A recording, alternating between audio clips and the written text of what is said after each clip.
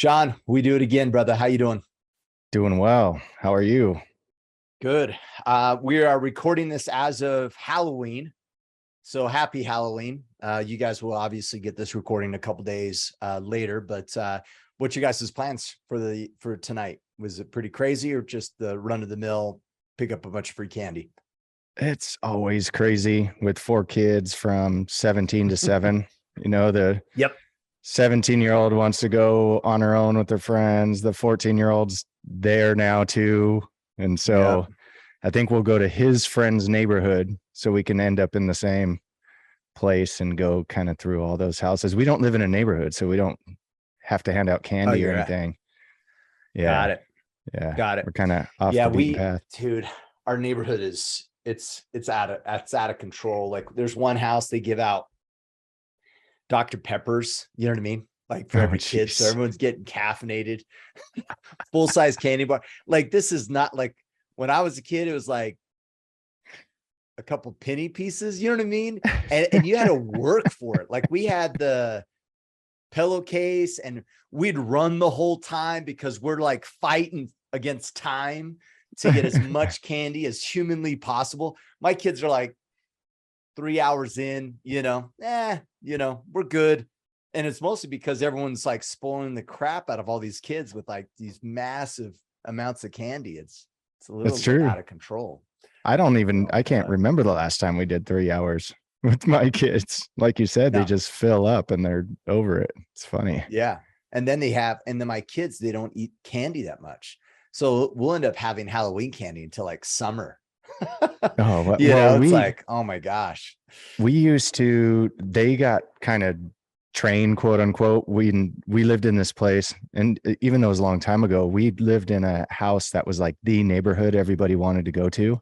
And so we literally ended up with thousands of kids coming to our house, and we would go out early, get all my kids candy. They'd fill up all their bags, literally like giant pillowcases, fill them up, come back to the house. We'd get rid of boxes worth of candy, hand it all out, run out. And then every year my kids would basically hand out all of their candy that they collected to the neighborhood, which was awesome because they'd keep like the few things they really wanted and then give away everything else. So that was like the best. Yeah. Did you guys, due to COVID, did your neighborhood in California, did they get creative in regards to how they gave out candy? Did that happen to you guys? It was weird because maybe two people did, but everybody else was still the same. But the difference was no one went out. So it was empty. It was so weird. Everyone still went out, but it was fun. Like some of these houses, I'm trying to find the silver lining, right, of COVID. And people got creative in regards to how they gave the candy out. So they would create this big ramp from their second floor. Oh, that's cool. Saying? Yeah. And they would like slide candy bars down. They come flying and peg a kid. You know what I mean? It's like real creative style of I don't know. It was kind of fun. Their new tradition. That's creative. Yeah. Yeah. That sounds cool. I think it'd be fun. Just like get like a Snickers, just tons of Snickers. And then you just like run by and you just try to peg them. I have a shirt gun. Maybe I could shoot some candy bars. Just peg them. The shirt gun. Yeah. Like, get off my property. Shoot a Snickers, hit them. That's funny. Well, in Tennessee, I guess like we're talking to people and they didn't even notice COVID for Halloween the last couple of years. Like it was just business as usual out here. Yeah. So that's same thing in Utah. I think California you guys are the crazies. I was just there this week and was in Monterey a few days ago, and it was the first plane I've been on in a while. I transferred from San Diego to San Jose, and it's the first plane I've been on in a while where almost every single person had a mask on by choice, obviously. And it wasn't even a full plane, just literally like 4 or 5 days ago. And they all had masks on? Almost everybody. And it was the plane wasn't even full. It was like a third full, on this plane, and everybody had masks on. I was the only dude. People are looking at me like I'm an alien. Totally. And it was, I didn't even like pay any attention to it. It was just crazy how hyper focused they are on their you know what, I don't even know what you would call it anymore. It's like you have to wonder, do they really, number one, believe that helps? Number two, are they really that afraid of it? Yeah. You know, do they still believe that they're saving other people's lives by doing it? You know, or is it just virtue signaling? And it's one of those, who knows what right? it is. But you have no idea. Well, it's funny. I saw this meme like last week, and I thought it was so profound. It was like, I guess some government made some statement about, hey, you shouldn't harass people for wearing masks, and the person's reply was like, where was that shit when, you should have been okay with people not wearing masks and not demonizing them for it. Right. And it's like, hey, that goes both ways, to each their own. I love the idea that like we can wear them and it's not odd, because if we're sick or you're on the plane and you have a cough, like, hey, that might be a good idea. I appreciate that for sure. Yeah, I appreciate that. But man, let's be honest, like anyone listening that are like, that's on one train or the other, the reality of it is like, if we're naive to social pressures and constructs, and if you still wake up thinking that you don't spend the majority of your day being overly consumed about trying to look good and the avoidance of looking bad, you are completely unaware. And let's be frank, most of all that we ever did, especially around masks, was not because of anything other than the social pressures that came with it. And you were virtual signaling. I mean, that is the reality. I mean, that's what I think. Because the question is, would you have been the person wearing the mask if you were the only one? And the answer to most of us would be no, because you would care what people think about you if you were the only one wearing them. Like, we are such sheep, generally speaking, for sure, just, as the majority, I agree. Crazy. Yeah, it's just crazy. Yeah.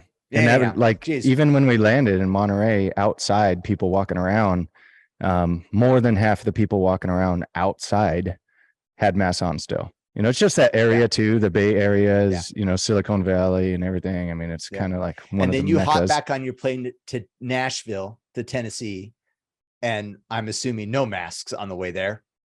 Oh yeah, I mean the ones I went straight out of Monterey to Phoenix, and they had probably like half the people had them. And then from Phoenix to Tennessee, it was maybe 2 people, maybe. Yeah, I don't even know if it was that. Yeah.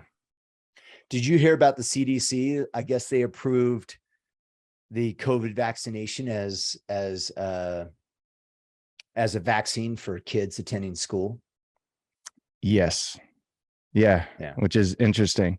Well, it's still emergency approval. And that's the scariest part. It's like, there's no long-term study on any of it. So now our kids are just the guinea pigs for how they're going to be physically affected throughout their life. With like virtually zero at risk for children. Zero almost. Yeah. What are we doing? Yeah. What is it? 0.003%. That's ridiculous. Screw that, man. You have a higher chance of dying from a cold, or you know what I mean? Or tripping and falling and hitting your head. I mean, literally. It's whatever gets publicized, man. Okay. All right. Well, way to take the Halloween question to negative town, Yeah. It wasn't really. I mean, any discussion is let's make it positive. What it comes down to each his own. That's the great thing about living in the US. Let's do our thing, stick to what we believe, and don't harass each other for it, unless if it's not hurting someone else. Yep, totally. The beautiful freedom and agency. All right. We're going to field questions from the Foundry, from the Iron Council. To learn more about the Iron Council, go to orderman.com/Iron Council.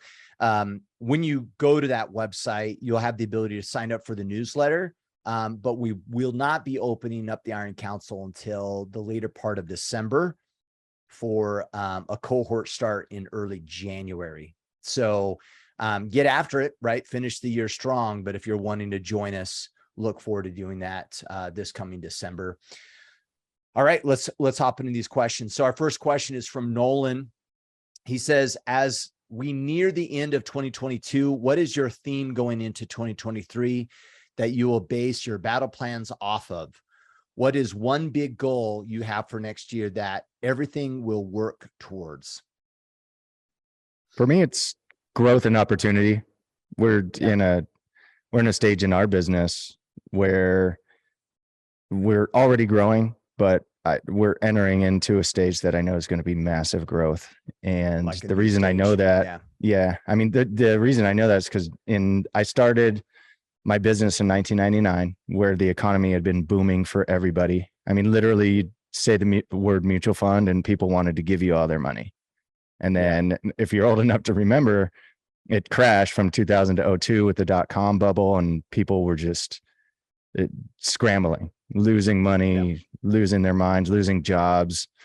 We were kind of talking about this a little bit before we started, and with just companies were downsizing and laying people off and cutting pay and all that stuff. And so for us, that was an opportunity, because people were worried about their money. And so it was kind of, you look at when there's crisis financially, you get booms in certain industries like, chocolate, alcohol, and us, it seemed like.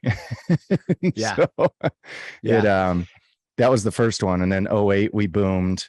During COVID, we had a small boom because obviously that was a little more short-lived on the financial side. And then now, as we're heading into this economic crisis, we're starting that upward cycle, and I think it's going to last a while. So, yeah. Why is that, Sean? Because your guys' industry is focused on working for yourself. Like, what's the correlation between, you know what I mean, maybe this up and coming recession and kind of an upward growth for you guys? It's because we educate middle income families on their money and better things to do with it. So kind of like so it's the coaching around taking care of their finances, right? Like tightening the belt if necessary, or managing their money more carefully. Got it. Maximizing dollars. And when the economy's good, people don't think about that. They think, everything's good. Yeah. I got money in my 401k that keeps going up. My equity in my house is going up. My pay raise, my 3% every couple of years keeps happening, and I'm just not worried about it. And so when that's like that, they literally don't think about it. And as soon as things get tight, then it's like, who can help me? And you can't most people can't walk into like, a Goldman Sachs or a Merrill Lynch office and get help if they don't have enough money. And so people end up finding us through word of mouth. So combined with, on the business end, we bring in most people part-time to work with us, so on the recruiting side. So if we're booming and then we're growing and we're looking for more new people, and people can start with us part-time on the side, it's kind of the perfect storm for us. Yeah. Got it. Cool. For me, let's see, Nolan, I'm totally going to steal your answer. Just some shifts for me, right? So right now I run a practice for a consulting firm, and looking to step out of that role and go full-time as the chief people officer for this company. And so that's a shift of focus for me. I think it's a naturally good shift, right? Like, it's not like this big thing, but I'll be honest, man, like what's the long play there, right? Is it to be in that position in corporate America? Is it to use that to launch pad into, you know what I mean, another space? Like, I'm still kind of fleshing that out. One thing though is, it's really interesting on this subject, if you don't mind me sharing. Like, I went to it was a chief people officer, like people and culture leaders within the tech industry. Is like this conference that I went to. Can I stop you on that real quick? I've never heard the term chief people officer. So before you launch into that, like is that kind of a, in your industry, what does that involve? What's the focus? Yeah, I'm hesitant to even tell you because I hate the first word that's going to exit my mouth, and it's HR. So a CPO is over HR, right? But there's more than that, right? And so we think about performance management of employees, think about learning and development, compensation and benefits, employee engagement, right? And so it's really around the framework of employee engagement and satisfaction and retention, but also around the development of employees and then the performance management of employees.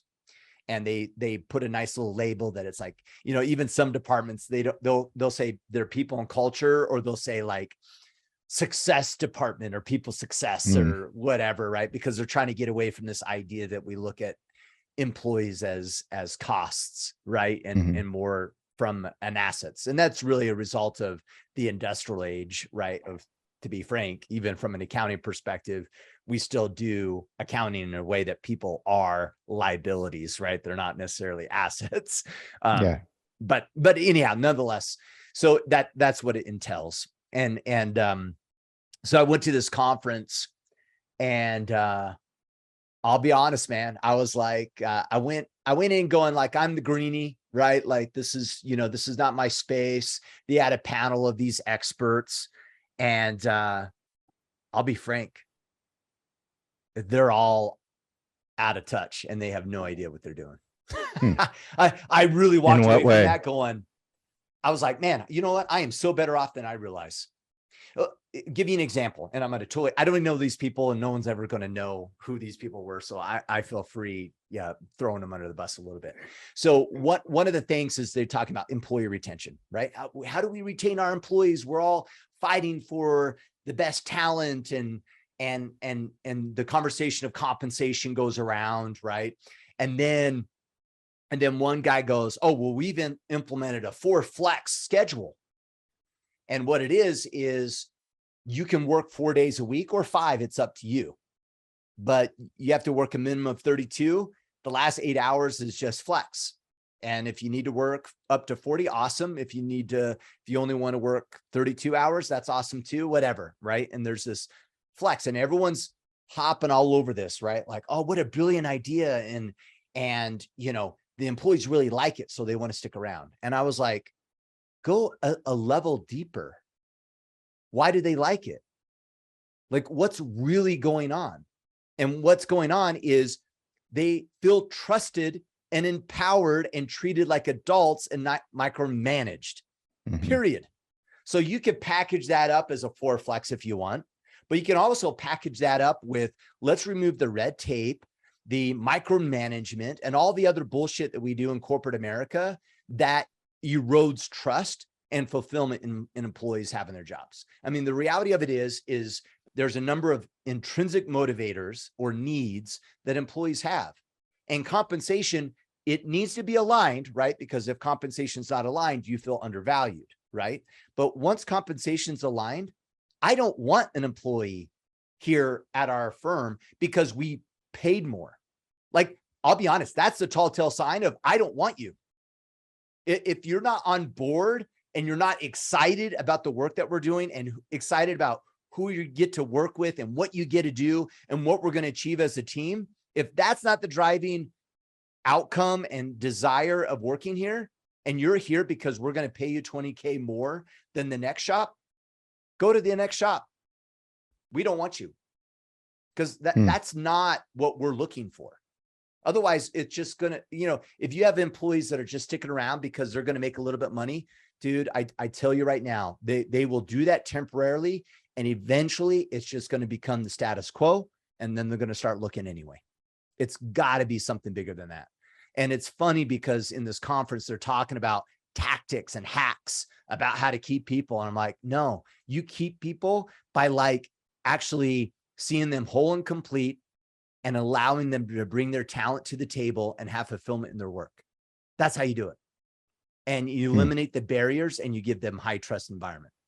And then people might be listening and go, oh, well, Kip, we can't trust our employees. You got to have these processes. Then you fire them. If you can't trust your people to do the right thing, then you get rid of them. and you hire the people that can, and then you have way higher engagement and more success in your org. Anyhow, it was, my point being is like, I went to this conference and I was like, okay, you know what? Maybe I'm a little bit more seasoned than I realized, despite the fact that I've never quote unquote had this title unless, except for the last 6 months. So, yeah. Well, and a big part of that is probably the combination of this and being in the IC and just, you're dealing with so many different types of people, different industries, different backgrounds, and it comes down to the same thing. They want to feel good about the work they're doing, and they want to be appreciated for that work, and they want to feel like somebody cares. And it's that's why I asked about what chief people officer means, because there's so many companies that are putting these spins on names and titles and trying to make it sound like they care. But none of that matters if you don't really care, if you're not putting energy and resources into making them feel good about the work they do. And it's simple things, like for us, I don't even look at numbers and trying to maximize production out of people as much as I look for ways to ensure that they're feeling good about what they do, so that they're inspired to do more, hey, here's less hours, here's more money. Because honestly, that's not the stuff that drives it as much as giving them a strong why to be a part of what you're doing, and simple things. Like for us, our company, every event we do, we have a rule. We spend at least a minimum 20% on just recognizing our people, and so it's like little things like that. Instead of trying to cut costs on how we can lower this and maximize profits, it's like, hey, we're going to pull in X amount for this event. 20% of that minimum is going to go to recognizing their efforts and making them feel good and making them feel special, and making it bigger than just numbers. Yeah, because isn't that all that we want anyway, Sean? Right? Is like, we want some fulfillment and purpose in the work that we do. Yeah. And man, when you can have a job that allows you to feel that, and it's not a 9 to 5, but it's actually something you enjoy doing, then you're going to show up in a really powerful way, I get that it may not be for everybody. Right. And that's why it's important that we try to onboard and hire the right people that are aligned to what we're wanting to accomplish. Right. Yeah. I was just talking to a guy that is, he lives out in Michigan. So he's in Detroit, and he just moved there, but he's been in the car business for 42 years. And he was saying that he's like, man, it didn't matter where you worked in the factory and what you did. You could, he worked for Chevy. He's worked for Oldsmobile. He's worked for Ford. And he's like, you could see that car going down and you knew you worked on one of those. And it could have been as simple as like, whatever, you're working on a gear that you're pumping out of the factory and placing that in the vehicle or whatever it was.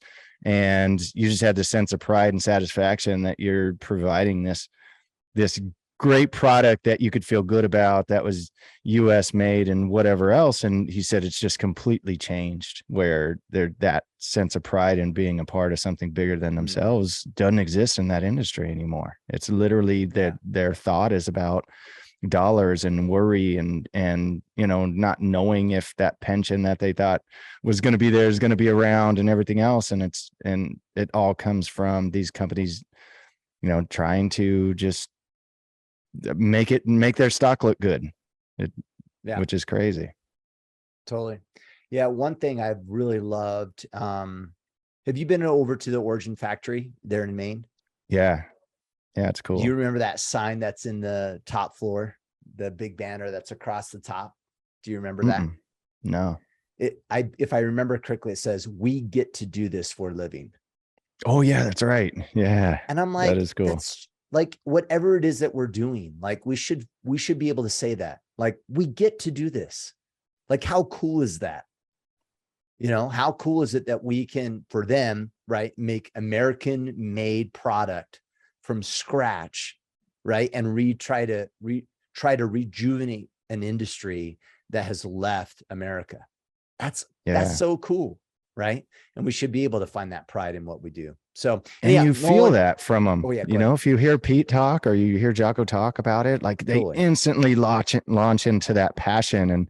And what I like simultaneously is they're kind of apologetic, but not in the sense that, hey, you know what, it might cost a little bit more. Then you can go out and get your Nike stuff or whatever it is, but understand that everything that went into that, we're taking our margins smaller so we can still give a good enough product, but feel good about the process and where it came from and what we're doing. And it just feels different. You hear them as CEOs of that company speak on it, and you can feel that passion, as opposed to, most other CEOs, you hear them speak about what they're doing and they almost sound like a politician. Totally. So true. All right, Stephen and Parl, what are some important manly virtues? Important manly virtues. I saw this one and I was like, well, do we launch into strength, confidence? When I think of that, I think that Ryan nailed it with sovereignty when he put in there the 13 virtues that he put in the book. That nails it. But I think and we could dive into all of those, but I thought for this, my answer would be to step up. So instead of just listing all those virtues, I'd say grab the book Sovereignty and start there. That's a good one. And then follow it up with the Masculinity Manifesto. But stepping up, and as a man, I think what gets overlooked is we try and assign roles for our wives and ourselves or our partners or whatever it is, with that. However we run our households or our environments, and it's trying to assign roles by, I'm a man, you're a woman, I'm this, I'm supposed to be a provider, protector, and in that process we overlook what's right in front of us sometimes that just needs to get done. And whether that's in your home, with your spouse, with your kids, with your family, too many of us say, well, that's not my job.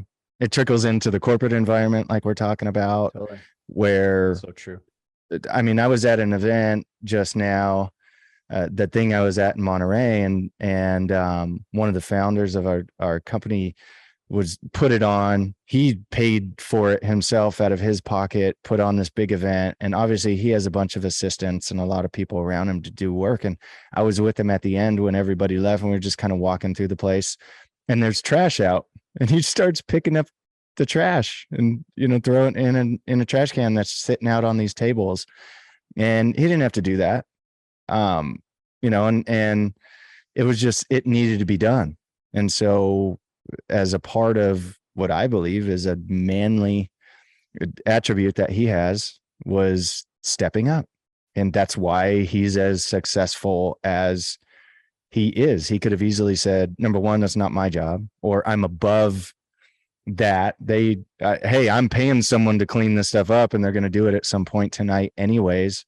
And just counting on that, none of those things. It was in front of him. He saw it. He could easily do it on his way out anyways. And so we did. And that's the same for, if us as men, we have to end up maybe cooking more often or cleaning the house or helping our kids with some things or whatever it is around us in our families or in our communities that make us more effective. I think it's stepping up to take care of those things when we see a need. Yeah. I like that, man. The first thing that came to my mind is courage, and I'll talk about that briefly. But in regards to your step up, I mean, it is so, it almost has a level of preside in it, right? Where we don't hand anything off, right? And we don't accept that as a status quo. All related. And that doesn't mean you don't delegate. Like we need to be clear on that. You still need to delegate and spread yourself out. It doesn't mean you not try and do everything. Do everything. Yeah, exactly. But you're not okay just not knowing. Like that's not acceptable. And in the world of consulting, I was having this conversation the other day in the industry that we're in, and the best consultants are the ones that do not allow that to happen. So imagine that I'm in a work meeting and whatever, and it's a complex project that we're implementing, and there's an aspect of it I don't understand. I don't sit on the call and go in my mind, oh, I'm totally confused, but not say something. That's not what you do when you're presiding, right? You go, that doesn't make sense. I should understand that so I can bring my talents and my efforts to the table. And it's not this passive, like, oh, there's this little thing that's, it's outside my realm of control, or I don't understand it, so I'm going to pretend to go along to get along and not ask the questions. And that's where the thought of courage came in, because that requires courage. It requires me to go, hey, you know what? I want to get clear on this. I want to understand this. I want to disrupt the conversation and make sure that there's something the thing that I don't understand, I can get addressed and clear in my mind so I can preside. And I know I'm using that term loosely, like we wouldn't use that term typically, but there is an element of preside in there, and we're not okay not owning things. And to your point, doesn't mean we're actually doing everything, but we're not okay with it just not being addressed. And man, I can't count how much that is the game changer for those that get after it and kill it, and those that don't, and we see it all the time, even people in a leadership position where it's like, hey, my numbers are low. Oh, why are they low? The team just struggling. And let's be clear, that answer is, I actually don't know, but it is what it is. And it's over here. Or, oh, I'm not getting my sales leads and my opportunities normally. So what are you doing about it? Have you had the conversation? You're not, like, it's this idea of not accepting the idea that it's outside your realm of control, and that choosing to take it on, to your point, stepping up and having the necessary conversations. So you're showing up powerfully and you're succeeding in whatever realm of influence that we do have, whether it's in our homes or on our teams at work or et cetera. And that's, man, when you say that, I think of Ryan just posted a thing from his hunt in Minnesota about, shooting that second doe and making an ethical kill. And it was probably his best shot he's made, and how good he felt about it, and how it felt primal, and how he's a late onset hunter and never had that experience. And then someone dumped on him for using that term, like, oh, that's funny that you say it's primal. So where you been your whole life? Have you been, a man trapped in a little boy's body, or something along those lines, right? Is what the guy said. And then Ryan's response was perfect. Like, he wasn't upset at the guy. He's just like, hey, look, we need to change the perpetuity of us dumping on men as men and capable men for not knowing. And it goes right in line with what you're saying. So many men do sit back and they don't ask those questions because we're made to feel like we're supposed to know everything and we're supposed to be able to take charge. And in that asking questions is bad, that not being quote unquote manly enough is bad, which comes in perfect alignment with this question, right? If we want to know what manly is, a lot of the times it's having the courage to ask those questions so you can be better, so you can have those experiences, so you can, because you might not have that. Like, I could dump on my dad for never teaching me to hunt. He took me out one time, I think, when I was a kid, and that was it. Never, or I could look at, well, he taught me construction. He taught me to be a man. He taught me to step up, like I'm talking about. He taught me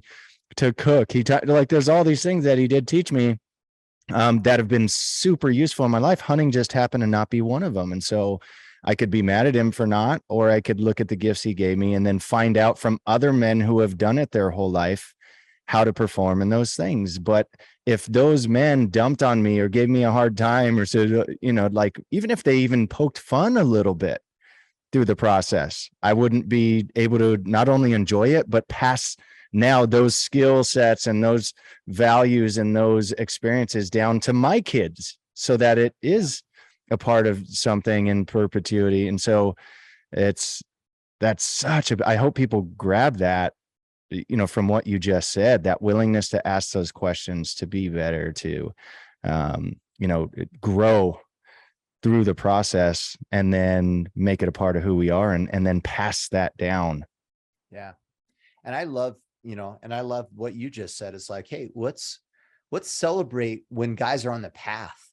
Yeah. Not where on the path, but that they're on the path, right? And stop beating the shit out of each other for, not knowing certain things. I mean, this is why this is why the success rate in Brazilian Jiu-Jitsu is so low. Yeah. Why? Because no dude wants to get on the mat and realize that they can't They're defend incapable. themselves. Yeah, that is such a confrontational thought process. And so they avoid it versus, and because they've been taught that, well, if I'm a man, I should feel this way and I should never allow this to happen. And it's my value versus like, no, it's about growth, and it's about being on the path of progression that it illustrates you as a man, not necessarily that where you are at on the path, because that's the other thing is it ever over?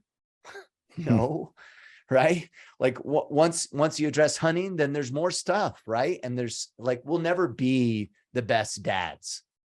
We'll never be the best dads. So let's celebrate the fact that we're trying to be. Yeah. Well, as you say that, and especially in jiu-jitsu, I know, and your experience has been much longer than mine. It's usually the biggest, toughest guys that last the shortest amount of time. And not that there's not a bunch of big and, studly guys around Brazilian jiu-jitsu, but it's really like sometimes your best chances is some kind of like, some of the, like, for lack of a better word, nerdier guys. And I think of my son when I say that, because my nerdy kid is the most efficient and the fastest on his learning curve for our jujitsu experience. And then I think of, I always get his last name wrong. I forget his last name, but it's Mikey something. And he's been like like 5 or 6 time, champ at, I think he's at lightweight or featherweight, but he's just like the nerdiest little kid. And dude, that guy is such a man, right? But if you talk to him, you wouldn't think so. And like every quote unquote manly attribute somebody's supposed to have, you wouldn't pin that guy with in a first conversation. But his focus, his discipline, his courage, his willingness to learn, to put himself in compromised position, the way he trains, and he'll literally train on one thing. You've talked about this for years. Drilling. On drilling, on getting better, on he drills constantly against up and comers instead of just black belts. And it's just an interesting thing. He just spends so much time and effort and thought process in it. And the dude's such a stud, but he's unassuming, and he's doesn't let any pride get in any of the way of anything he's trying to accomplish. Yeah. And I don't know if this is true for Mikey, right? Or even if statistically this is inaccurate, but it's a fun thought process. Is the big guy struggles to stick with jiu-jitsu probably because his identity as a big guy has been that he is dangerous. And so he's had this false mask on, if you want to use that term, but he's wrapped his identity around his ability to be dangerous. And so when that gets threatened, that's a huge hit to an ego. Versus a small nerdy guy, never thought he was dangerous ever in his entire life. And so he's humble around his ability to be dangerous, starts picking up jiu-jitsu, and all of a sudden goes, holy crap, I can use my mind. I don't have to be huge, and I could use my smarts to become dangerous. And so they thrive in it. And it doesn't take much. I think they thrive because they're so humble. They're willing to learn, versus the typical bigger guy has a bigger ego, and his willingness to humble himself to learn is substantially harder to do because their identity has been wrapped around being dangerous. And then all of a sudden they learn that they're not and can't deal. Then add that to the list Humility. Of manly attributes. Put your ego aside. Yeah, totally. All right, John Preston, what's your biggest takeaway from Fight Club? And John, Sean and I were talking, we're assuming we're just talking about the movie here. Okay. So, because we're not going to talk about, Fight Club, so we must be talking about the movie. What's your biggest takeaway from Fight Club? For me, I think it was the fact that we are capable of more than we think we are if driven in the right direction with the right amount of ambition to get there. Don't let the things that own us hold us back. I think it's interesting that he thought that was the right direction. Yeah. Honestly, what I did kind of get that sense, and I know what he's talking about. I got that sense of, I mean, who you thought was Brad Pitt beating up all these guys was, not Brad Pitt, not this big, ripped, like Studley, perfectly good looking dude, doing all this stuff. It was him the whole time. But what stood out to me was that a lot of psychopaths don't a lot of times know they're psychopaths if they're schizophrenic, which this guy was obviously, and they have deep-seated issues. I mean, this guy became a terrorist and didn't know that he was the terrorist. And so it actually opened me up to mental illness issues, if I'm being totally honest. And that way to go, way logical here, Sean. I mean, honestly, it was like, that guy's just psycho. Let's be frank, he beat the shit out of his boss because he didn't get a raise or whatever, right? So. Yeah, and then he beat the shit out of himself and gained followers through that process. I mean, the dude obviously was disturbed, but he didn't know it was him. And so it made me honestly open up to the fact, like, and I don't know if you've seen the documentary of Kurt Cobain. Just the saddest thing, right? And I remember when Kurt Cobain killed himself, I was in high school, and that was a band that I just loved. Like, I loved Nirvana, and when I was going through my own angst and all the confusion of being a teenage boy and that anger and everything else, and so I attached, I felt that when I listened to him sing. And then when he killed himself, he had just had his daughter, and my number one thing was like, how selfish. What a douche. Like, here's a guy that I thought I connected with, and he did the lowest of low, and then I didn't appreciate mental illness. I didn't appreciate, that people struggle with those things, because I'm blessed enough to not have those issues. And so honestly, Fight Club was one of the movies who made me think that it's much deeper than kind of the surface. That guy's just a psycho, right? Like they don't know that they're doing this a lot of times, and they're not thinking like themselves. And I couldn't appreciate that. And that movie honestly helped me open up to those ideas. Yeah. I mean, worst case, John, like, now I just want to watch Fight Club. So good question. Love the movie. It's fun. Yeah. It's such a great movie. I think for me, like, what really resonated for me in Fight Club is the difference between reality and perception. And I, I'm looking for the meaning that I'm creating in the movie, not necessarily more logical, like, hey, this guy's actually crazy, but like, man, we're kind of the same way, right? We're going along, and we think, what the best analogy I've ever heard is, Sean, I think you ski, right? Or snowboarding. You have in snowboard. So, I don't know. I'm assuming you wear some goggles sometimes if the weather's bad enough, and it's the rose-colored goggles, right? You put those on at first, earlier on in the day, and you're like, oh man, things look weird. And then within like a few hours, what you see is reality. It is truth. And it's not until midday or the end of the day when you take those goggles off and you go, oh my gosh, right? The world looks way different. And you forgot, like, we're smart humans, and we forget that easily. And we adapt it to what we see and our perceptions. And that's what really was present for me in that movie. It's like, man, how many fights and things have I created that aren't real? They're all in my head. They're all these perceptions and stories. And there's a big difference between how I perceive the world versus truth. And and just, man, getting present to it. You know, I told you I have some meetings later today that I'm kind of stressed out about. Why? It's all in my head. It's what it means, right? Like if you and I were talking on a business deal, and let's say I'm a little bit nervous about it, Sean, and what am I nervous about? Well, what if Sean says no? That word The what alone ifs. you add meaning to. Oh, if he says no, that means blah, blah, blah, blah, blah, blah. No, it doesn't. It just means no. That's all it means. But I'll approach that conversation from the perspective of if Sean says no, that means I'm not good enough. It means he doesn't appreciate me. It means this, it means that, it means all these things. When in reality, it means none of that.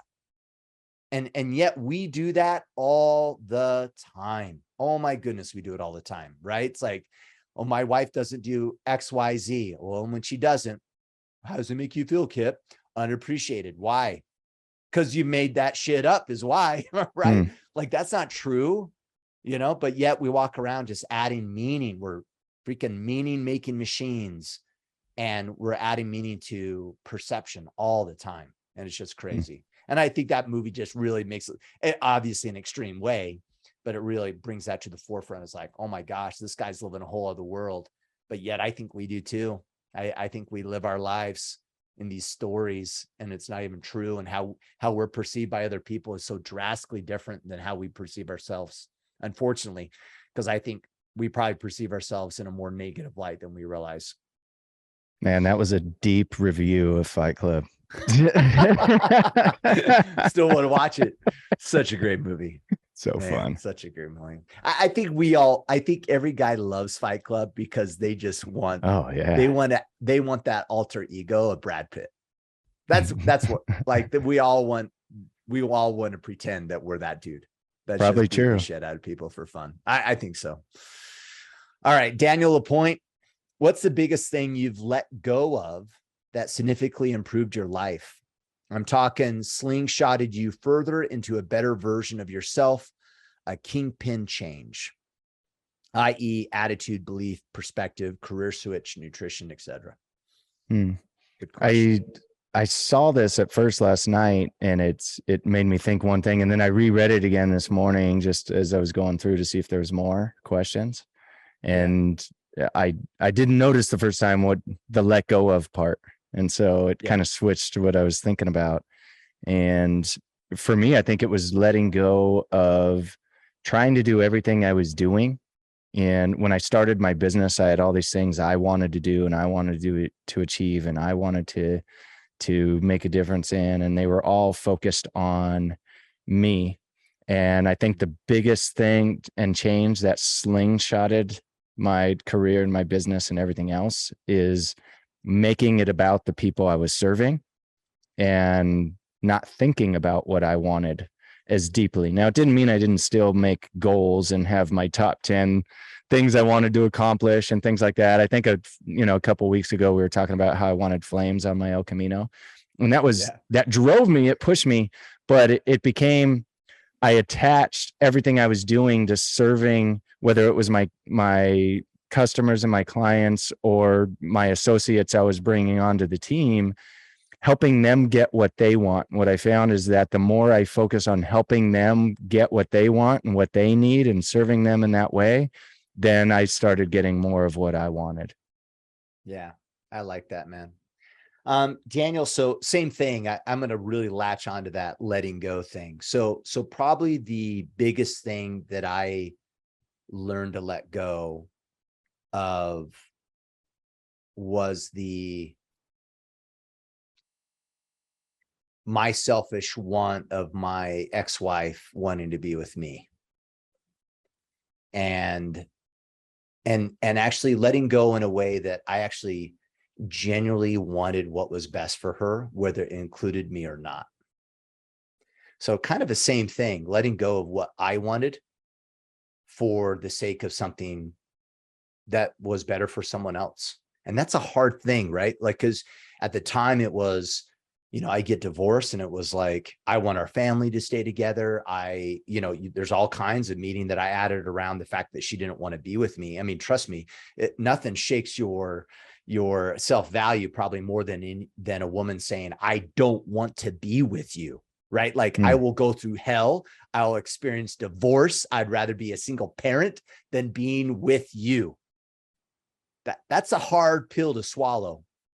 And it was really hard for me to let go of what I wanted and what that meant about me, and actually genuinely just want what was best for her.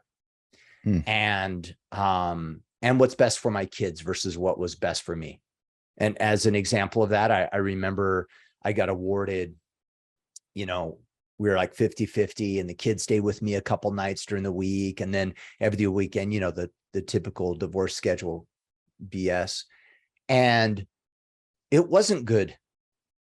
Them staying at my house like 2 days a week, and then at their mom's house, you know what I mean? 3 days a week, and back and forth, and it not sleeping in their same room. I actually, especially when it's just black and white, right? Like, boom, you're here and then it wasn't good. I didn't like it. It wasn't what was best for them. So I was like, you know what, Shanna, like, I think they should have their room. They should have their schedule, and I will inject into it instead. So if it's okay with you, I'll come pick them up and I'll hang out with them for the night, get them ready for bed. And then they'll go to bed in their room. Right. And get ready for school the way they normally do, and less disruptive because they're little. That wasn't about me. In fact, that hurt me from a financial perspective. You know what I mean? Because I had less time with my kids. It was against what I wanted for me. But it wasn't until I really genuinely got into the position of, you know what, despite where I'm at, I actually love her. I want the best for her. And I really eventually wanted her to find someone better than me, and I was sorry for how I showed up, that it wasn't, that then I was actually just sorry that I wasn't the man that I should have been when we were married. And that's it. Period. Not no stories, no exceptions, no nothing else. And it wasn't until I really got to that place that I was able to really let go and handle that divorce correctly. I had to let go. If you don't mind me adding one more thought really quick. So I went to a wedding last week, and the gentleman who married the couple, it was so great, man. I love this, by the way. He said something about you guys are so great about, serving one another and helping each other or whatever. He's like, but what happens sometimes is if my cup is half full and my wife has a hard day, then I'm not in a position to deal with her insecurity or to deal with her troubles. Why? Because my cup's half full, right? I got my own problems, right? And so I'm going to react in a negative way to her struggles. And so once again, it's this whole thing of man, service, right? Make sure that my cup's full so I can show up powerfully for those in my life. And it's not, and don't get me wrong, it's not about filling your cup because it's a selfish thing. It's filling up your cup so you can be in the best position possible to serve those in need, right? Whether it's our kids or it's our loved ones. And if I'm going around half cup full, stressed out about work, stressed out about all these things, am I going to show up powerfully for my kids when I go home tonight? No, I'm not. Right. And it's so much of it's just, we need to address our own personal shit and make sure that we're showing up powerfully so we can serve, right, other people in our lives, and everything else will actually kind of work out. To your point, you'll get your own, right? When it's great, something greater than yourself. And I really like that.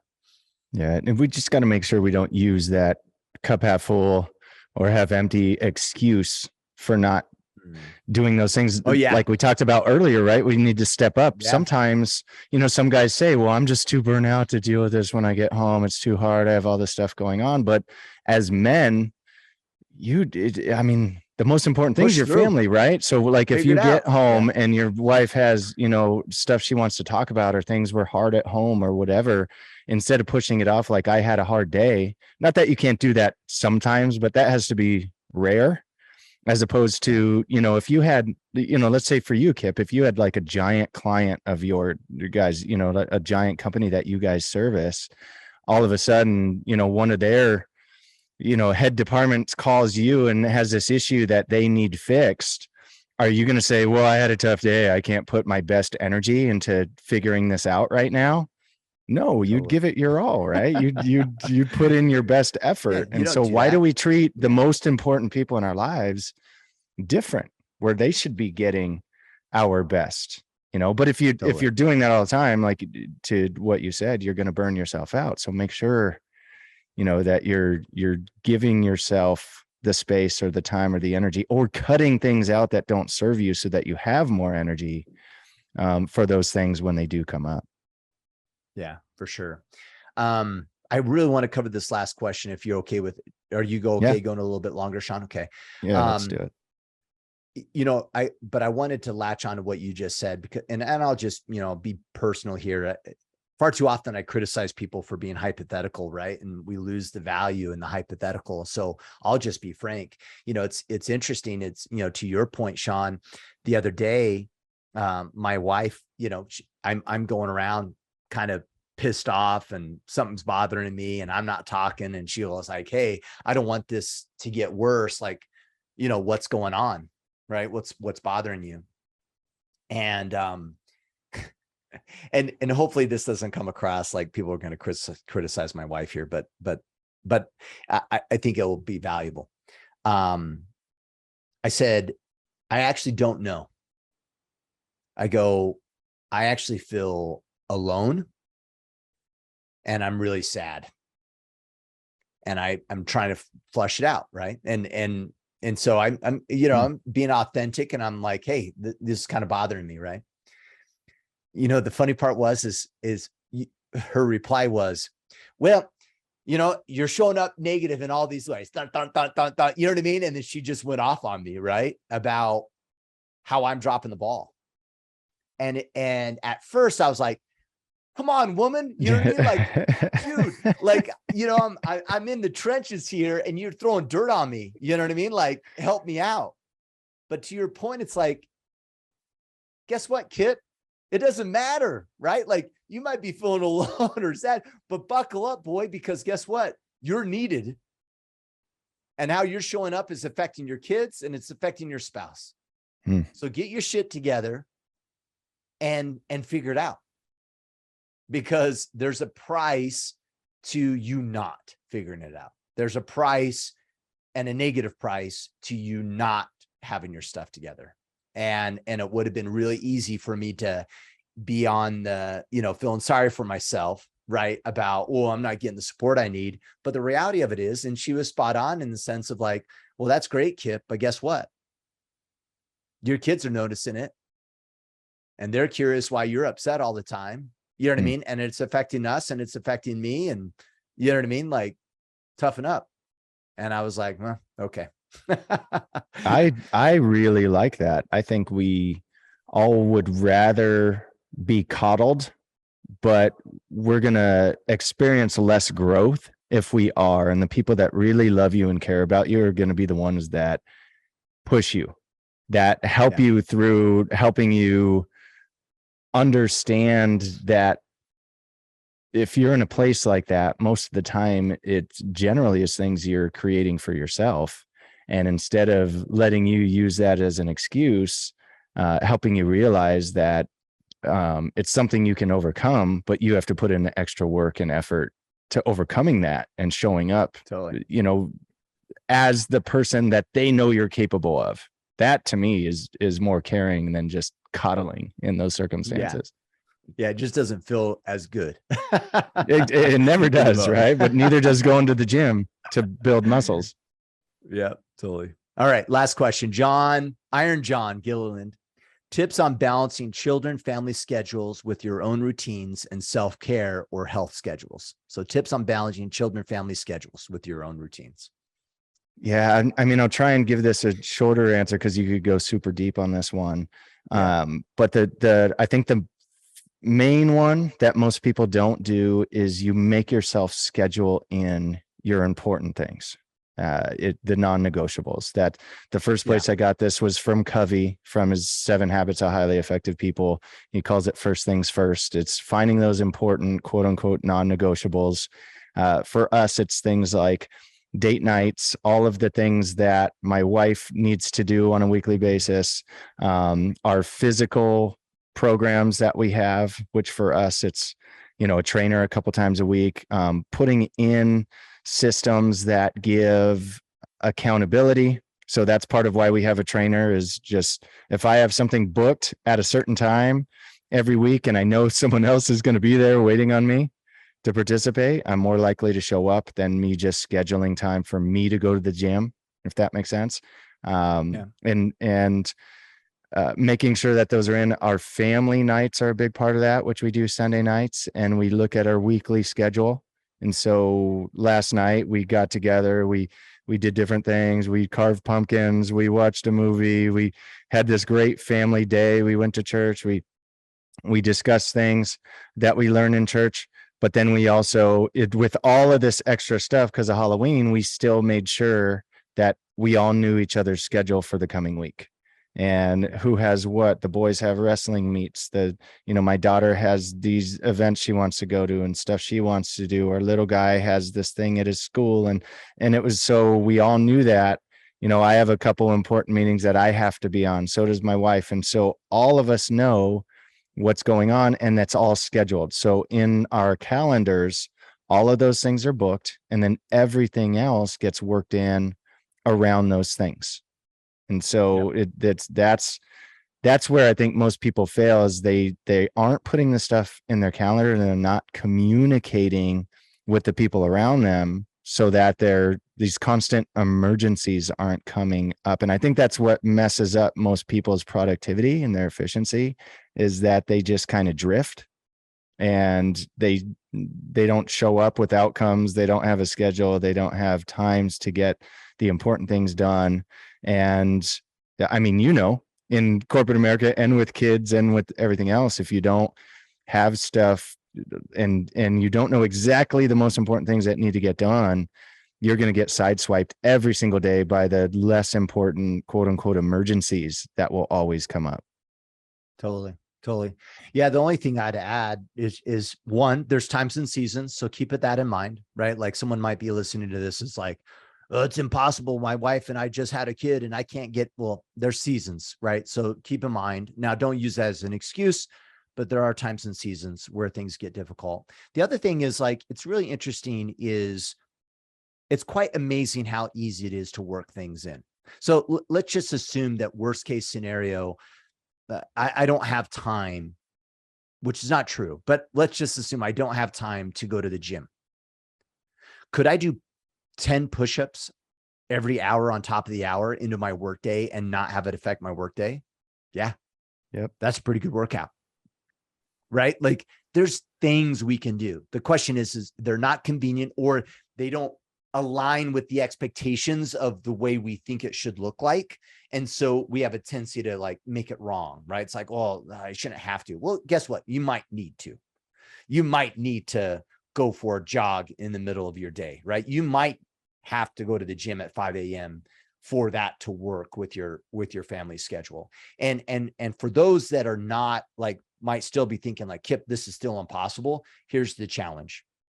For a solid week or two, grab a spreadsheet or a piece of paper, however you want to track it, and track your day in 15-minute increments for the next 2 weeks.